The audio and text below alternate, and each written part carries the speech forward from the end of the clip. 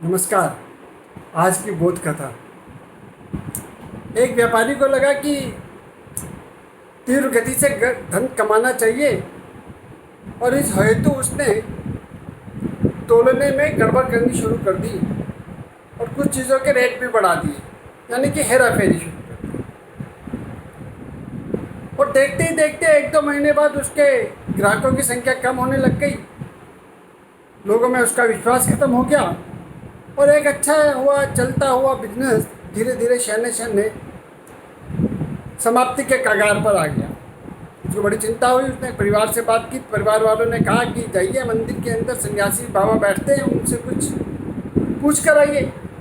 और वो सन्यासी के पास गया और सन्यासी हंसा और बोला कि ईमानदारी से तोला करो। अब उसने सन्यासी को एक विश्वास दिलाया था, एक कमिटमेंट की थी कि वो जो भी सन्यासी कहेंगे उनकी बात को मानेगा। अब वो गया दुकान पर के और अब ईमानदारी से तोलने लग गया। और ईमानदारी से तोलते तोलते उसने 50 ग्राम 100 ग्राम अगर कोई ज़्यादा चीज़ भी हो जाती थी तो वो दे देता था। लोगों को समझ आ गया कि इसमें परिवर्तन हुआ है और अब उसके यहाँ ग्राहकों की संख्या बढ़ने लग गई और वो बहुत ज़्यादा बिजी रहने लग गया। तो उसने देखा कि उसके बाद समय ही नहीं मिलता, तो वो लोगों को कहता था आप अपने आप तोल लो और पैसे दे जाओ। धीरे धीरे कॉन्फिडेंस इतना बिल्ट हो गया कि लोगों ने अपने आप तोलते थे, पैसे दे जाते थे। कई बार पैसे भी नहीं गिनता था, कहते रख जाओ और चले जाओ।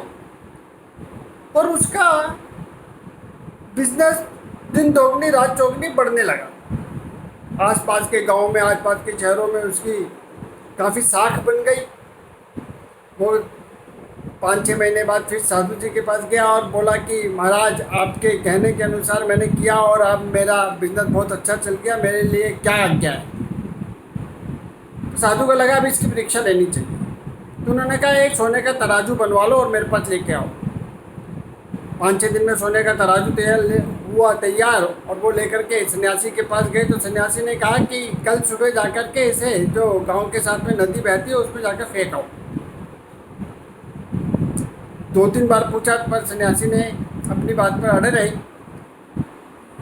अब बहुत विश्वास था तो अब वो गया। कल अगले दिन सुबह आंखें बंद करी क्योंकि व्यापारी था और नदी में फेंका और वापस आ गया।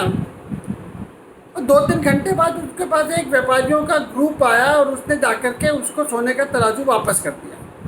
उसने कहा आपको कैसे मिला? उन्होंने कहा हम नदी में आ रहे थे आपके साथ व्यापार करने के लिए और देखा कि हमारी नाव से टकराया। हमने समझा कि इस क्षेत्र में तो आप ही ऐसे सक्षम हैं जिनके पास ये हो सकता है, इसलिए हम आपके पास ले आए। शायद आपके यहाँ से चोरी हुआ होगा, किसी चोरों ने चुराया होगा। उन्होंने कहा आप लोग बैठिए, मैं अभी आया। और तुरंत भाग करके फिर सन्यासी के पास वो तराजू लेकर के पहुंचा कि महाराज ऐसे ऐसे घटना हो गई।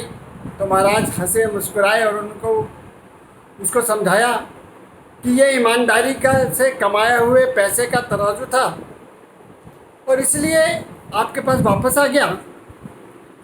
इसलिए बंधुओं, जो ईमानदारी से कमाएंगे तो निश्चित रूप से हमारे पास ही रहने वाला है और हमारे पास वापस आने वाला है। इतना ही कहना था। नमस्कार।